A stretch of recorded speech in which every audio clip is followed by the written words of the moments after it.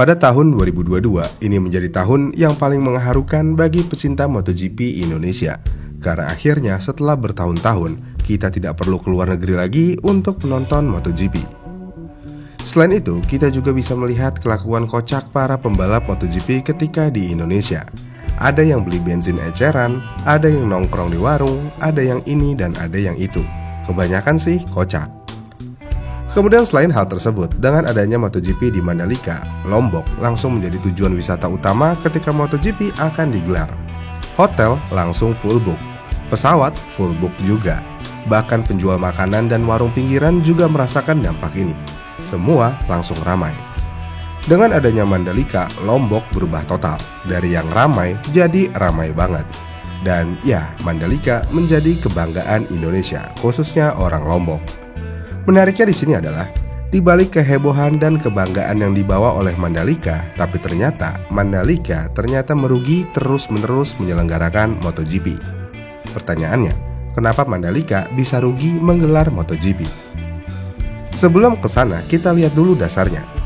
Mandalika adalah proyek ambisius dan sangat besar, yang mana selain membangun sirkuit, proyek ini juga membangun 10 hotel dengan kapasitas yang besar. COEX atau Convention Exhibition Building, rumah sakit, waterpark berstandar internasional, dan pembangunan jalan akses menuju Mandalika. Dan yang membangun ini adalah VCPG atau Vinci Construction Grand Project yang berasal dari Prancis. Menariknya, VCPG juga menjadi salah satu investor Mandalika. Dengan proyek yang besar tersebut, proyek ini menghabiskan biaya sebesar 248,4 juta US dollar atau setara dengan 3,6 triliun rupiah dengan kurs rate saat itu. Jadi 3,6 triliun tidak untuk sirkuit aja, tapi untuk keseluruhan. Menariknya lagi di sini adalah 3,6 triliun ini murni untuk pembangunan aja, belum termasuk hosting MotoGP. Yang mana untuk menyelenggarakan MotoGP, Mandalika harus membayar uang sebesar 231 miliar rupiah. Dengan uang segitu, Mandalika akan mendapatkan kontrak dengan Dorna selama 10 tahun dan terhitung dari tahun 2022. Jika di total keseluruhan, proyek MotoGP Mandalika sudah menghabiskan uang sekitar 3,8 triliun, mungkin sampai saat ini sudah lebih. Dengan investasi yang begitu besar, harapannya adalah balik modal dan mendapatkan keuntungan dengan waktu yang ditentukan. Namun sayangnya, Mandalika bukannya untung malah buntung, alias bukannya untung malah merugi. Bagaimana Mandalika merugi? Kita lihat dulu pada pergelaran pertama, yaitu di tahun 2022. Pada tahun 2022, antusiasme MotoGP Indonesia sangatlah tinggi. Tiket terjual habis, hotel full book, penerbangan pun menuju Lombok juga full book. Tapi sayangnya pergelaran ini masih merugi sampai 50 miliar rupiah. Kenapa bisa merugi? Sebenarnya kerugian ini sudah diprediksi sebelumnya, yang mana jika penjualan tiket habis aja, uang ini belum bisa menutup biaya yang ada. Selain itu, ini ruginya dalam waktu 1 tahun ya, bukan ketika penyelenggaraan balapan. Yang berarti kerugian ini juga termasuk Mandalika harus menanggung biaya operasional di luar dari balapan yang ada, misalnya ya MotoGP. Dan hal ini meliputi pemeliharaan, beban bunga hutang, hingga penyusutan aset. Tapi apakah pengambilan keuntungannya hanya dari tiket aja? Sebenarnya nggak juga, sponsor juga bermain di sini. Tapi ya lagi-lagi, menurut pihak pengelola, sponsor dan tiket tidak menutupi operasional Mandalika yang sangat besar. Kemudian pada tahun 2023, diharapkan di tahun kedua MotoGP digelar Mandalika akan mendapatkan keuntungan. Tapi sayangnya, lagi dan lagi Mandalika merugi lagi. Jadi pada tahun 2023, pihak Mandalika menetapkan target omset sebesar 81 miliar rupiah. Tapi sayangnya, penjualan tiket MotoGP 2023 hanya bisa kekumpul sebesar 39 miliar rupiah aja.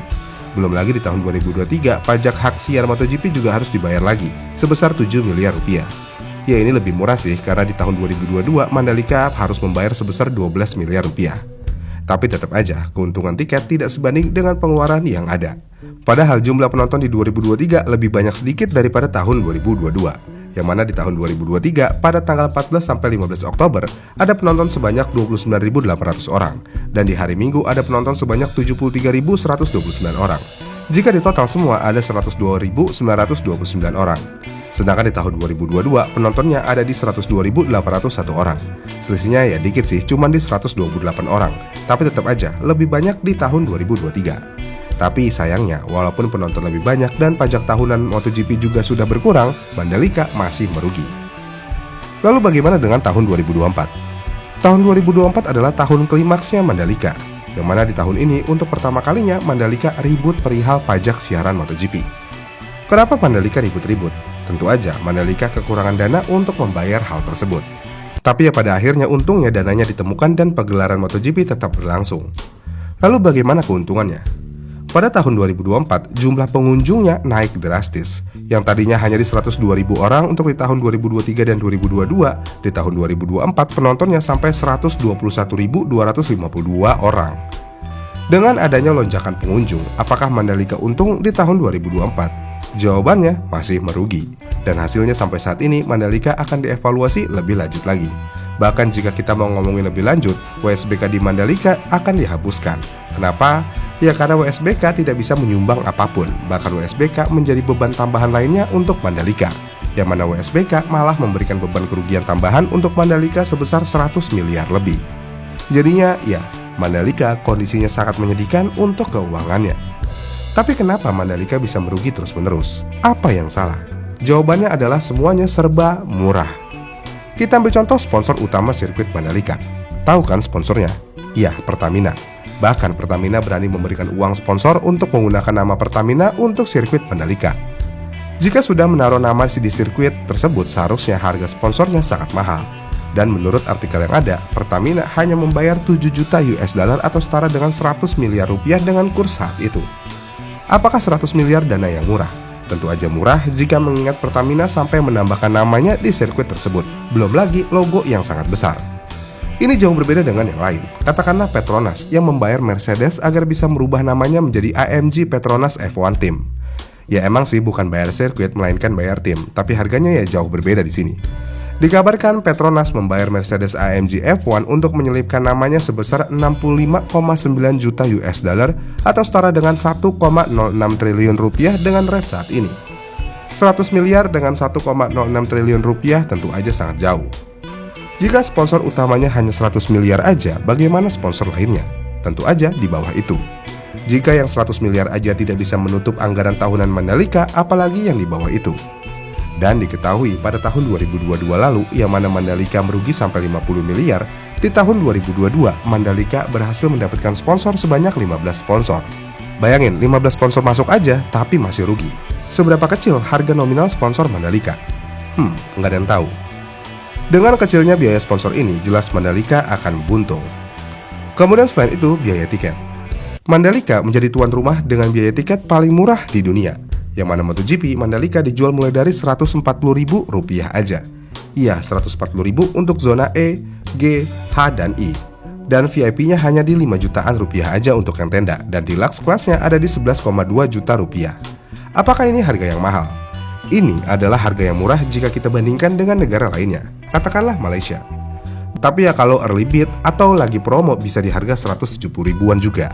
Namun kalau tribun ya oke lah mirip-mirip. Untuk VIP-nya jauh banget, yang mana VIP termahalnya ada di 20 juta rupiah lebih.